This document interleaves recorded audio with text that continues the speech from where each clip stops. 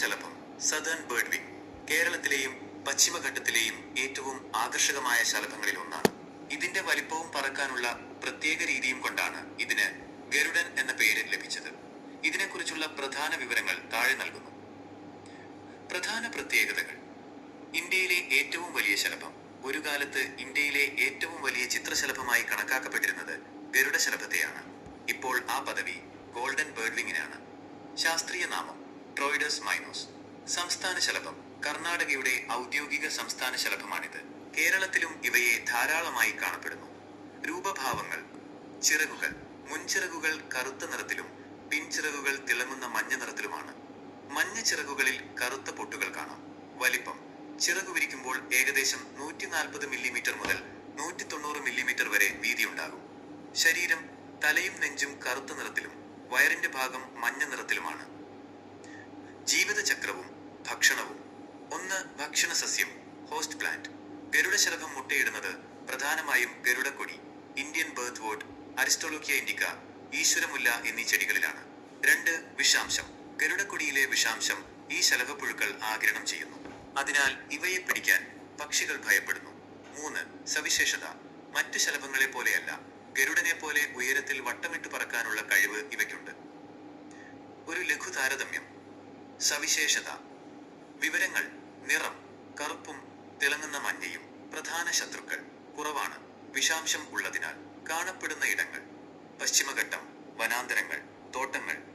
ഗരുഡശലഭത്തിന്റെ southern bird wing ജീവിതചക്രം വളരെ കൗതുകകരമാണ്. ഇതിന്റെ പുഴുക്കൾക്ക് മറ്റ് ശലഭപ്പുഴുക്കളേക്കാൾ അല്പം വലിപ്പം കൂടുതലായിരിക്കും. ഏകദേശം 35 മുതൽ 45 ദിവസം വരെയാണ് ഇതിന്റെ മുഴുവൻ ജീവിതചക്രത്തിന്റെ ദൈർഘ്യം. ഗരുഡശലഭത്തിന്റെ ജീവിതത്തിലെ 4 ഘട്ടങ്ങൾ താഴെ പറയുന്നവയാണ്. 1. മുട്ട, എഗ്. പെൺശലഭങ്ങൾ ഗരുഡക്കൊടി അല്ലെങ്കിൽ ഈശ്വരമുല്ല, അരിസ്റ്റോലോഷ്യ ചെടികളുടെ ഇലകളിലാണ് മുട്ടയിടുന്നത്. മുട്ടകൾ ഉരുണ്ടതും ഓറഞ്ച് കലർന്ന മഞ്ഞ നിറത്തോടു കൂടിയതുമായിരിക്കും. 2. പുഴു ലാർവ. മുട്ട വിരിഞ്ഞു വരുന്ന പുഴുക്കൾ കറുപ്പ് അല്ലെങ്കിൽ കടും തവിട്ട് നിറത്തിലായിരിക്കും.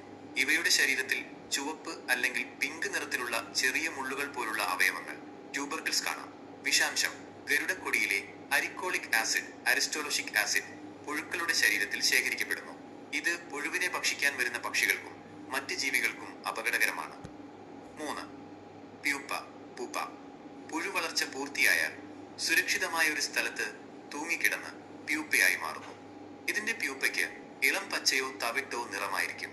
പ്യൂപ്പയെ തൊടുകയോ ശല്യം ചെയ്യുകയോ ചെയ്താൽ അത് ഒരു പ്രത്യേകതരം ശബ്ദം, ഹിസ്സിംഗ് സൗണ്ട് പുറപ്പെടുവിക്കാറുണ്ട് എന്നത് ഇതിന്റെ സവിശേഷതയാണ്. 4. ശലഭം അഡൽട്ട്. പ്യൂപ്പയിൽ നിന്ന് പുറത്തു വരുന്ന ശലഭം. ചിറകുകൾ ഉണങ്ങിക്കഴിഞ്ഞാൽ ആകാശത്തേക്ക് പറന്നുയരുന്നു. ഗരുഡനെ പോലെ ചിറകടിക്കാതെ വായുവിൽ ഒഴുകി നടക്കാൻ ഗ്ലൈഡിംഗ് ഇവയ്ക്ക് പ്രത്യേക കഴിവുണ്ട്. നോട്ടത്തിൽ. ഘട്ടം. പ്രത്യേകത. മുട്ട ഏകദേശം 5 മുതൽ 7 വരെ ദിവസം കൊണ്ട് വിരിയുന്നു. പുഴു 20 മുതൽ 25 വരെ ദിവസം കൊണ്ട് പൂർണ്ണ വളർച്ചയെത്തുന്നു. പ്യൂപ്പ 15 മുതൽ 20 വരെ ദിവസം ഈ അവസ്ഥയിൽ കഴിയുന്നു. ഭക്ഷണം. ലാർവ ഘട്ടത്തിൽ ഗരുഡക്കൊടി ഇലകൾ.